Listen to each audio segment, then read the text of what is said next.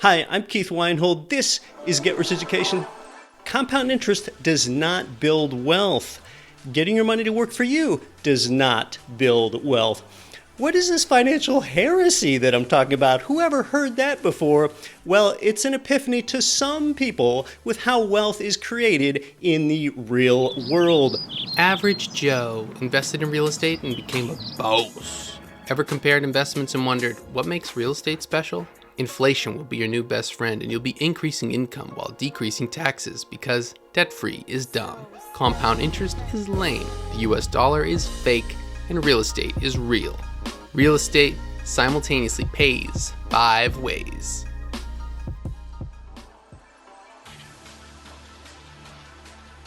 With directly investing in real estate, anything less than a 20 to 25% total return per year is actually disappointing.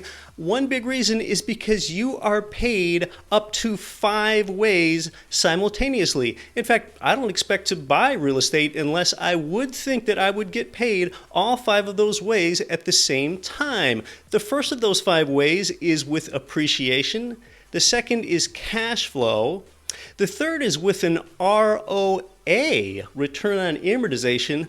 The fourth is with insanely generous tax benefits.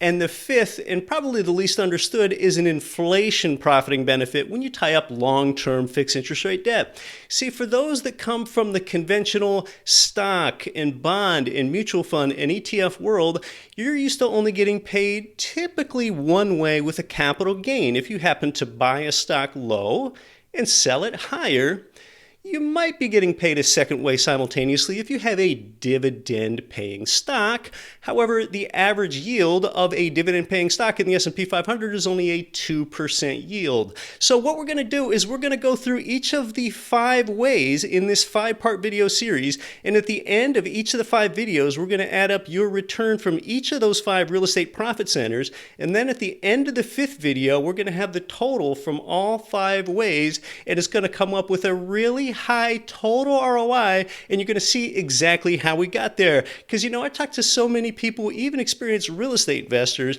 ask them what their rate of return is, and they don't have any idea. So investing in real estate this way is actually low risk, in part because you do have all these profit centers. So you're going to learn why real estate finally creates young money and old money and fast money and slow money, and how you can ethically use other people's money to build wealth for yourself because you're providing people with good housing. You're doing good in the world. And school really doesn't teach us very much about some of the very most important things in life, like nutrition or relationships or money, which is what we're talking about today. You know what drives most divorces? Is it arguments about trigonometry or English grammar or the periodic table of the elements? No, it's about money, so we're helping address that today.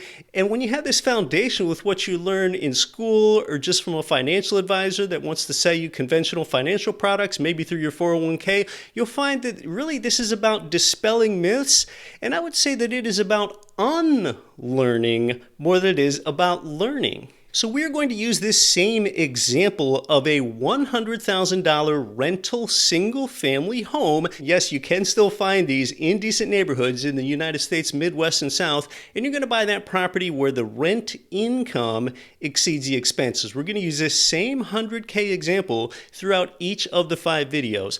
The first way that you typically have as a real estate profit center, it doesn't always happen, but just generally, historically, over time, you have about a 6% appreciation rate, just based on the NAR's long-term national number. Okay, so therefore, after year 1, your $100,000 property appreciates in value to $106K. That's 6% return. Okay, not very thrilling so far, right? Now let's consider how you buy that property. Typically, in a rental property that you do not plan to live in yourself and you rent to someone else, you need to make a 20% down payment to get the best mortgage loan rates and terms, so you're borrowing that other 80% from the bank. All right, so here's the thing. What's your return on investment formula? It is your gain divided by your amount invested. So therefore, your gain is $6,000 divided by your amount invested. It's only $20,000. Well, that's your ROI formula. So therefore, your return on investment from appreciation alone is 30%. And that's just the first of 5 profit centers. You benefited from something called financial leverage. Leverage builds wealth. Compound interest does not. Hey, if you think you're learning something here, put a like on this video. I learned that if you put a like on the video, YouTube will help show it to more people. This is going to help more people. More people will see this if you put a like. Now, some people stop and say, whoa, wait. Well, there's $80,000 of debt on this rental property. Then what about the interest payment? Are you accounting for that? Yes. Remember, your interest payment is completely outsourced to the tenant because you're only buying this property if the rent income exceeds all of the monthly expenses, one of those expenses being that mortgage principal and interest. Your tenant pays that for you. You would expect to have closing costs when you buy this property too. I need to simplify the example here or else we would have 10 to 50 hours of videos perhaps over time. But you'll see I do get conservative in a number of other places as we go here throughout the 5 videos. I want you to understand something about the power of financial leverage. Had you instead put a 50% down payment on this property, meaning $50K down and $50K borrowed, well, your leveraged return on that leverage appreciation would only be 12% rather than 30%. See, when you put a 20% down payment on a property, you get all 5 parts of that property, but you only put one part down. Versus if you had put a 50% down payment on this property, you would have put half of the money down and you would only be borrowing the same amount that you had put into a down payment. So you're using 5-to-1 leverage rather than 2-to-1 leverage. Again, because you're using more of other people's money, using 80% of the bank's money, not just 50% if you had made a higher down payment. This is why financial leverage beats compound interest. And you know, a lot of traditional financial advisors, people are of the belief that, no, look, compound interest builds wealth. I can show you on a chart. It goes parabolic. Say there's a 9% return over time. Well, mathematically, compound interest gives a good return, but when you apply compound interest in the real world and you're only getting paid that one way, compound interest is worn down. It's degraded by inflation and emotion and taxes and fees and volatility. If we just take the first of those drags, inflation, say you have a 9% stock return minus 3% inflation, you're already down to a 6% real return, and we haven't even factored in the other 4 drags yet. But I've talked about that compound interest not building wealth in my other media, especially in the Get Rich Education podcast. We're talking about financial leverage here and why that trumps compound interest with appreciation. Remember the problem with compound interest, it only uses your money. Real estate uses other people's money, the banks, the tenants, and the governments for generous tax incentives. You know, all you have to do is look at the outcome, look at the result of anyone that invested in mutual funds. How many people do you know where mutual funds have made them wealthy?